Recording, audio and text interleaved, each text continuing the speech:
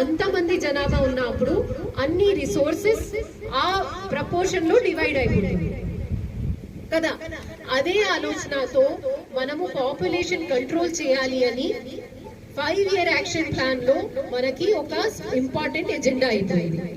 ఇప్పుడు ప్రపంచంలో highest population మన దగ్గర ఉంది కాబట్టి మనము ఇంకా కేర్ఫుల్ గా ఉండాలి. మనము ఇప్పుడు దేశాల లెవెల్ కి మాట్లాడాము. ఇప్పుడు ఒక కుటుంబంలో చూడండి, ఒక కుటుంబంలో సే మీ భర్త పని చేస్తారు, మీరు పనికి వెళ్ళరు. ఎగ్జాంపుల్, ఒక బాబు ఉన్నప్పుడు ఒక పాప ఉన్నప్పుడు మీరు వాళ్ళకి బెస్ట్ స్కూల్లో, ఏమైనా వ్యాధులు వచ్చినప్పుడు బెస్ట్ హాస్పిటల్లో, ఇంకా ఏమైనా ప్రాబ్లం ఉన్నప్పుడు మంచి ఫ్యామిలీలో పెళ్లి చేసి ఒక ప్రాపర్ రిసోర్సెస్ ఇవ్వగలుగుతారు. అదే కుటుంబంలో ఒక 2, 3, 4, 5 పిల్లలు ఉన్నప్పుడు అదే రిసోర్సెస్ డివైడ్ అయిపోతాయి. ఎందుకంటే ఆదాయం అంతే కదా.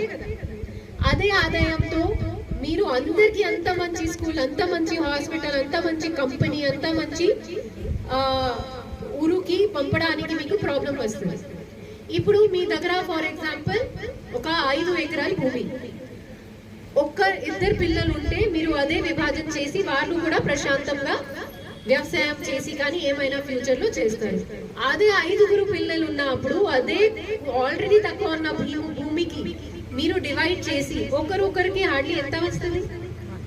సో అన్ని రిసోర్సెస్ మనకి షార్టేజ్ అయిపోతుంది. కాబట్టి మనం ఫ్యామిలీ ప్లానింగ్ అంటే చాలా ఇంపార్టెంట్.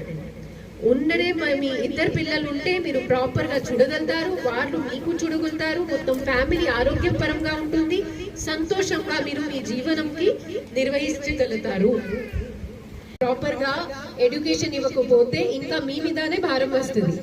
అదే 2 పిల్లలు ఉన్నప్పుడు 1 పిల్లలు ఉన్నప్పుడు కంప్లీట్ గా ఫోకస్ చేస్తే, అమ్మాయిలు ఉన్నప్పుడు కూడా మీరు ప్రాపర్ గా చదివిస్తే, డిగ్రీకి పంపిస్తే, ఆమె ఒక జాబ్ చేయగలిగితే మీ లైఫ్ సెటిల్ అయిపోతుంది.